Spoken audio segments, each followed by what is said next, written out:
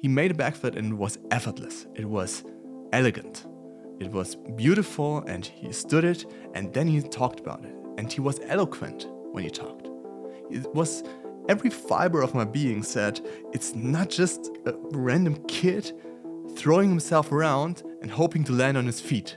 And I was there, sitting there on the other side of the screen with all my intellectual abilities. Why couldn't I do it? Why could he do it? He's not smarter than me and he's not more reckless than me. There must be something I didn't understand. So that intrigued me. It was not about, okay, doing some impressive stuff. What can you learn from it? My teacher shared with me is that the purpose of a goal is not of reaching the goal. It's about learning who you have to become in order to reach the goal. I'm Martin Schulz. I've been a movement teacher for 8 years now. This is the Far Beyond Fitness podcast, where we talk about movement, not just fitness, and its relevance to all of our lives. The topic of this episode is: fitness won't make you the best version of yourself. Movement will. Well, before diving into this topic, I first want to address the difference between movement and fitness as I see it. Let's, for example, take the example of pull-ups. You can do 10 pull-ups. Well, what would be the fitness approach to progressing after that? I already made the example in the first podcast, but now here again, so that you see it's not only about getting more pull-ups. The fitness approach would be, okay, let's do 20 pull-ups. Let's do a harder version of that. In the movement perspective, we would see, okay, how can you do a more complex version of that? For example, what is the use of a pull-up? Well, you pull yourself up a bar. Well, a more complex movement would be transition over the bar and then do a dip. That means you push yourself on top of the bar. And then when you're on top of the bar, you have so many more new options that you didn't have before. New movement options, new ways to explore, new freedoms to move your body. So that's what a movement teacher is mostly concerned with. We want you to move in a better way. We want you to get stronger, of course. We want you to lose fat and all this good stuff. But that's not the only perspective we look at. We also want you to move in a better way. So that is something how I would differentiate fitness and movement altogether. So having said that, what is the reason why fitness won't make you the best version of yourself, but movement will? Well, movement is something that teaches you body control, much more than most fitness movement do. We talk about the reality of most people going to the gym. Most people going to a gym, it's mostly mindless and doing these repetitions.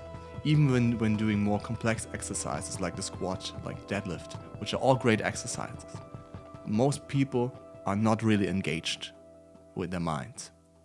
So movement, if you try to learn a new movement, try to do a more complex movement, your whole mind needs to be involved. So, for example, it can teach you not only about your body, it can teach you about your mind and the nature of our being here in this world. I can tell you, there have been times when movement taught me how to deal with my emotions, for example. It taught me that when you go into a certain emotion, so when you create a certain emotion, it affects how your movement will play out. It also taught me, for example, confidence, that there's a feeling of confidence that you can generate inside of yourself.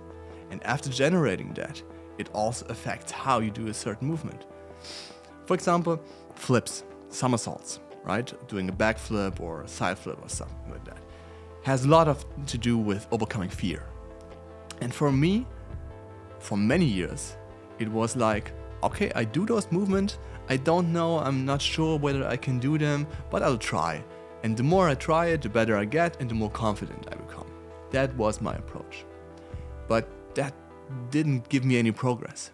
So there was something I didn't understand. And the something that I didn't understand was that you can generate this feeling of confidence before you even do the movement, before you know whether you can do the movement or not. This little shift changed everything for me. It changed the way I approach flips and fear-mongering movements. I first go now into this feeling of confidence that I can do it, whether I know whether I've done it before or not. Doesn't matter. I first go into this feeling of confidence, and then I do the movement. It's not the other way around. It's not that I have to be good at this movement so that confidence comes. So that is just one example of what movement can teach you, of what having movement practice and learning new skills, learning new challenging things can give you. That's much more than most fitness people go into. There's also something else, which is a big point to me. We lose our sense of mystery for the world the older we get. There's this mystery that we have as little kids when we discover everything because it's new. But at a certain point we get older and it's not new anymore, and life becomes mundane and dull. But it doesn't have to be that way. We can keep up this sense of mystery. We can keep up the sense of mystery in people, but also in the world. And a great way to do this is learn new movements, learn new challenging motor skills. Because every skill you learn opens up a new world. Every skill you learn opens up new ways to explore, to play, to find out about the world, which keeps it fresh, which keeps it interesting. So that's something that movement gives, that you can get in other ways, but movement is a very strong way of approaching this. For example, you can do a cartwheel, right? But what variations can you do with it? Can you explore it? Can you find out what is possible? And then you can play with it. And play is one of the strongest perspectives you can have in movement. As a child, how did you learn? How did you learn to walk, for example? You didn't go to your parents and say, okay, in 3 months, I'm gonna walk perfectly. I'm gonna be the best walker who's ever walked on this planet.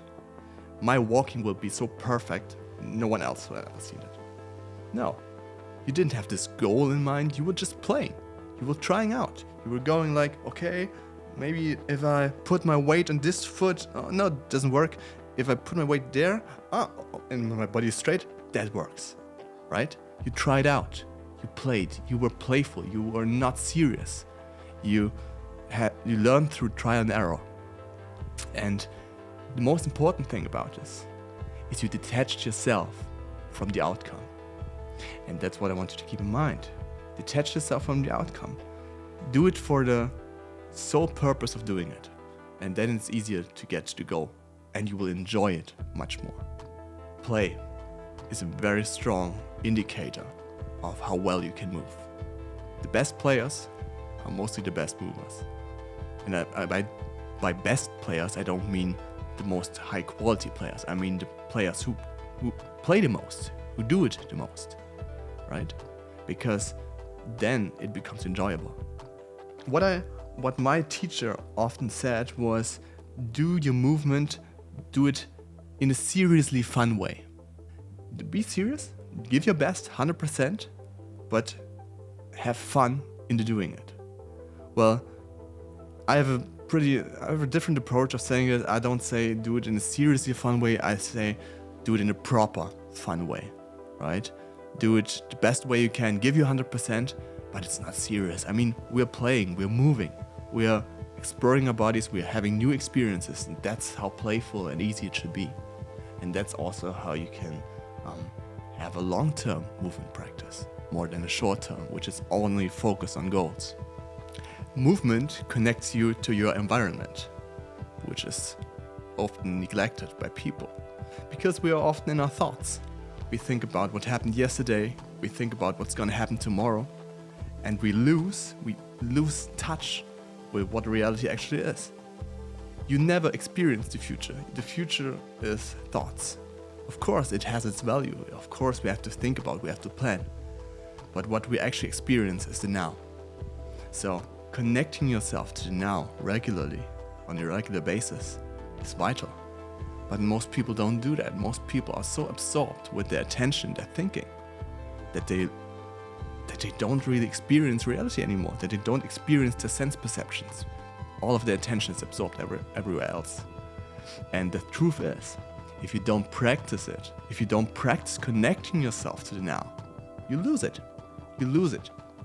Just as you lose everything else that you don't practice. So feel the ground.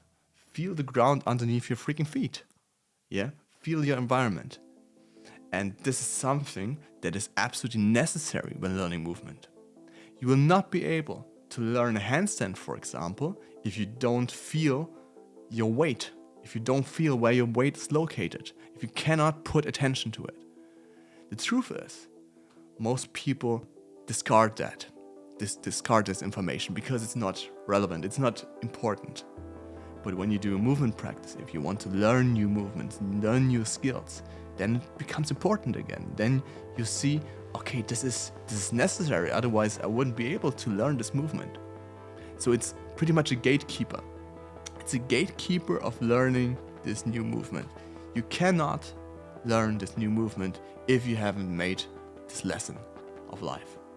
If you continuously ignore your sense perceptions because you always think your memories or your thoughts about the future or stuff like that is more important. So connecting yourself to an environment which is just the same, which is identical to connecting yourself to the now, which is all there ever is. All there ever is now. Movement is a never-ending stream of challenges. I talked about that. We need challenges for our happiness. It's not as simple. It's a very complex phenomenon, happiness. But challenges are a very important part of it. I want to mention again a story of an entrepreneur that talked about his way of generating a life that he wants. What did he want? He wanted a life that was easy. Yeah. So what he did is he built up his brand, and then he started outsourcing everything.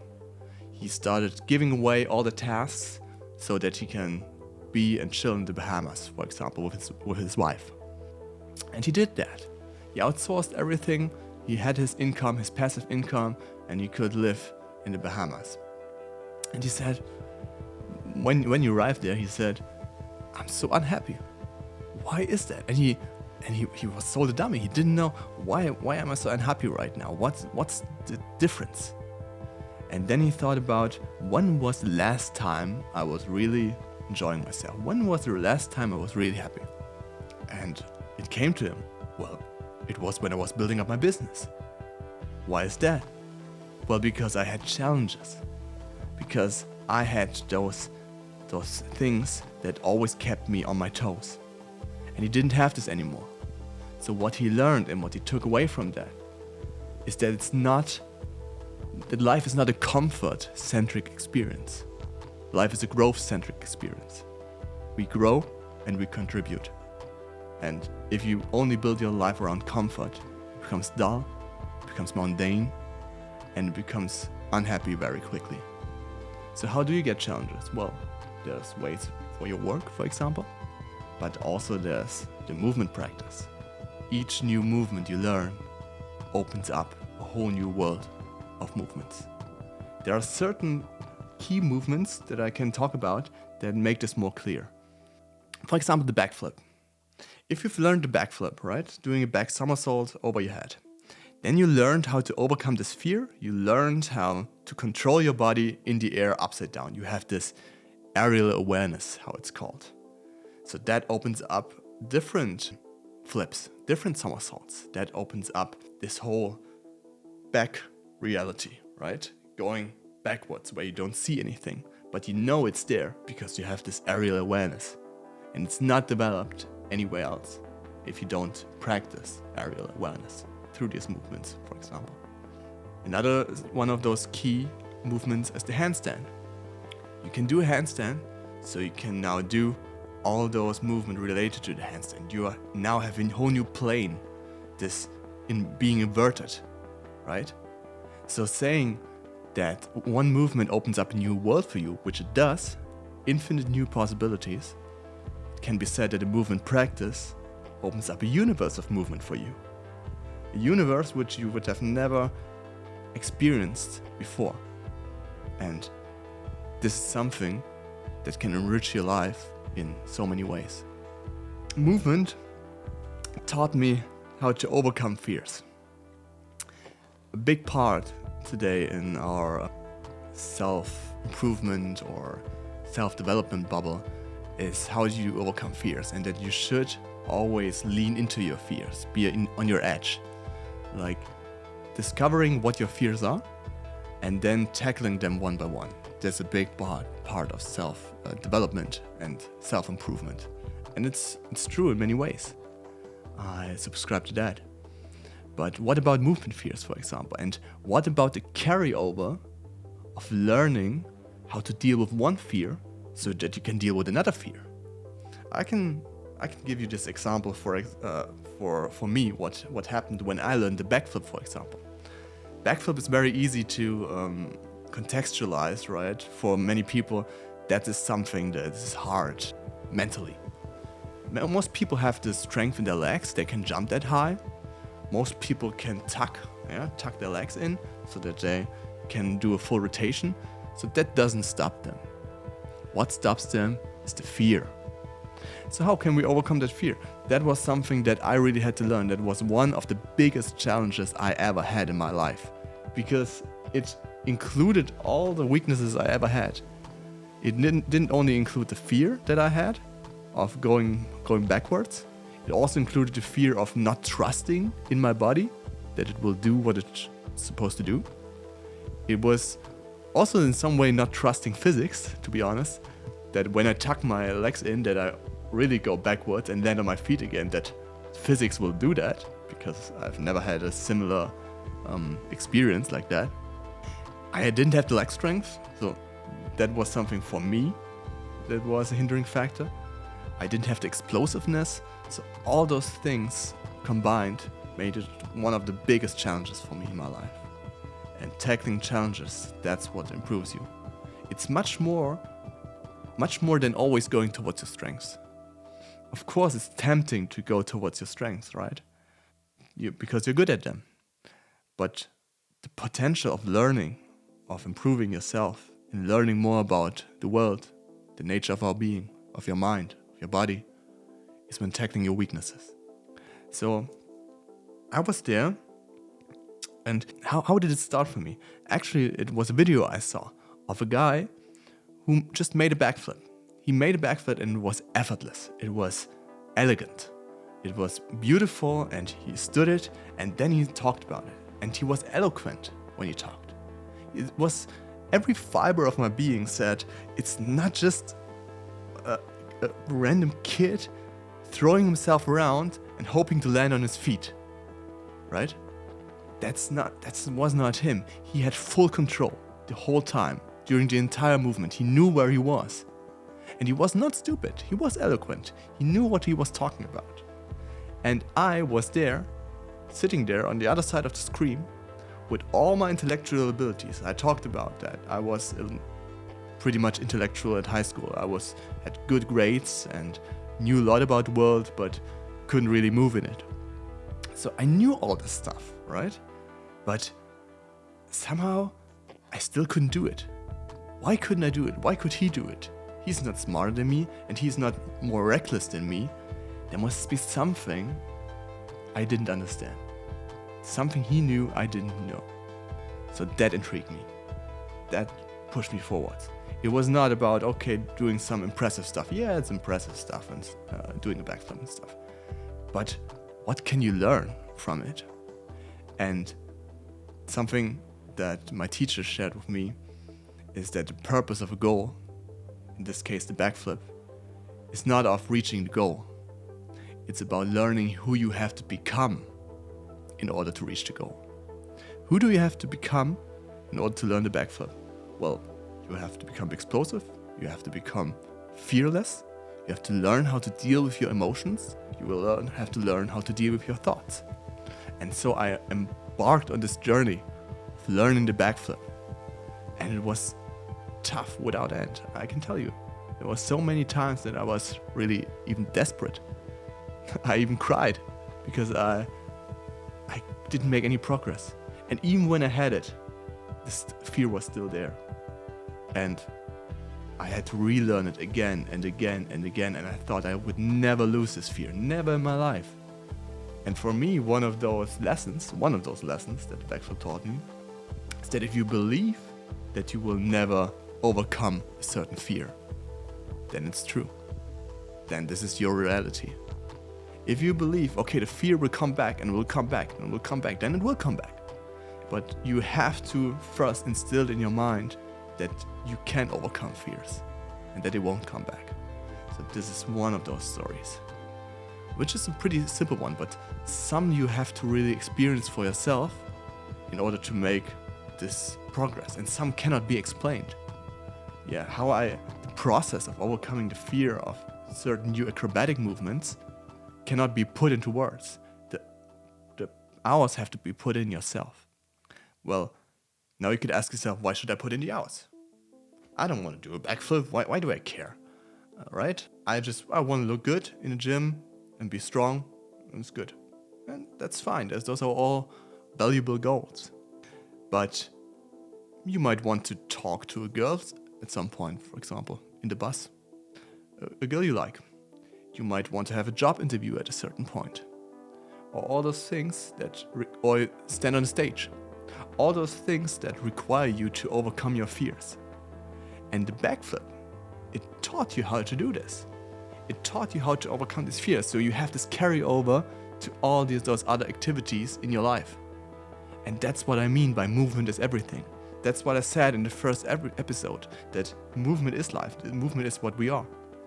You have to move. You live in this physical existence. And moving doesn't only mean moving your body, it means moving your thoughts.